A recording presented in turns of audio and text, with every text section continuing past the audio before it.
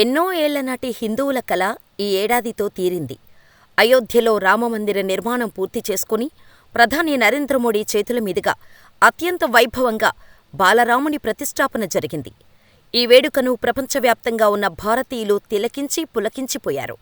ఇదిలా ఉంటే ఏప్రిల్ 17న శ్రీరామనవమిని పురస్కరించుకొని భక్తులు భక్తిభావంలో మునిగి తేలుతున్నారు. భక్తులంతా రామాలయాలను సందర్శించి పులకించిపోతున్నారు.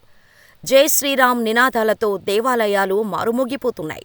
భక్తులంతా అంగరంగ వైభవంగా ఈ పండుగను జరుపుకుంటున్నారు. అలాగే అయోధ్యలోని బాలరాముని విగ్రహానికి కూడా ప్రత్యేక పూజలు చేశారు పండితులు. ప్రతి ఒక్క భారతీయుని కల నెరవేరిన రోజు జనవరి 22, 2024.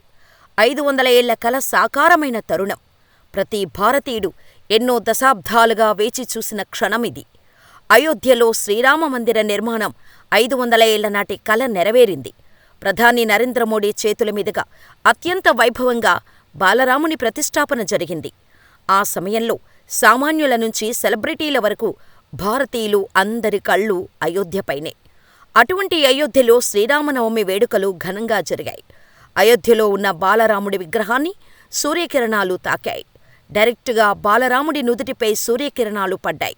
ఈ అద్భుత దృశ్యాన్ని కనులారా వీక్షించిన భక్తులు ఆనందంతో పులకరించారు. సుమారు 6 నిమిషాల పాటు భక్తులు ఈ అద్భుతాన్ని వీక్షించారు. సూర్యకిరణాలు విగ్రహంపై పడటంతో విగ్రహం నీలం రంగులోకి మారి మరింత అందంగా దర్శనమిచ్చింది. ఏటా శ్రీరామనవమి రోజున రాముడి విగ్రహం నుదుటున సూర్యకిరణాలు ప్రసరించేలా ఆలయ నిర్మాణంలో ప్రత్యేక వ్యవస్థను రూపొందించారు. ఆలయం 3వ అంతస్తు నుంచి గర్భగుడిలోని బాలరాముడి విగ్రహం నుదుటిపై సూర్యకిరణాలు పడేలా ఏర్పాట్లు చేశారు. ఇందుకోసం పరిమిత సంఖ్యలో పైపులు, కుంభాకార, పుటాకార కటకాలతో ఒక వ్యవస్థను రూపొందించారు. ఆలయ శిఖర భాగంలో సూర్యకాంతి గ్రహించేందుకు ఓ పరికరాన్ని ఏర్పాటు చేశారు. అక్కడి నుంచి పైపు లోపలికి కాంతి ప్రసరించి తిలకంగా కనిపిస్తోంది. ఈ సూర్యకిరణాల తిలకం 58 మిల్లీమీటర్ల పరిమాణంతో ఉంటుంది. 2 నిమిషాలు పూర్తిస్థాయిలో తిలకంగా కనిపిస్తుంది. దీన్నే సూర్యాభిషేకం లేదా సూర్యతిలకం అంటారు. చరిత్ర సృష్టించేలా, చరిత్రను పునరావృతం చేసేలా, చరిత్రలో చిరస్థాయిగా నిలిచిపోయేలా అయోధ్యలో బాలరాముడి ప్రాణప్రతిష్ఠ మహోత్సవం చేసిన విషయం తెలిసిందే.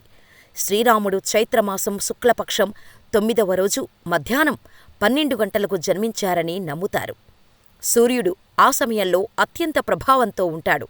కాబట్టి బాలరాముడి నుదుటిపై అదే సమయంలో సూర్యతిలకం దిద్దే విధంగా రూపొందించారు.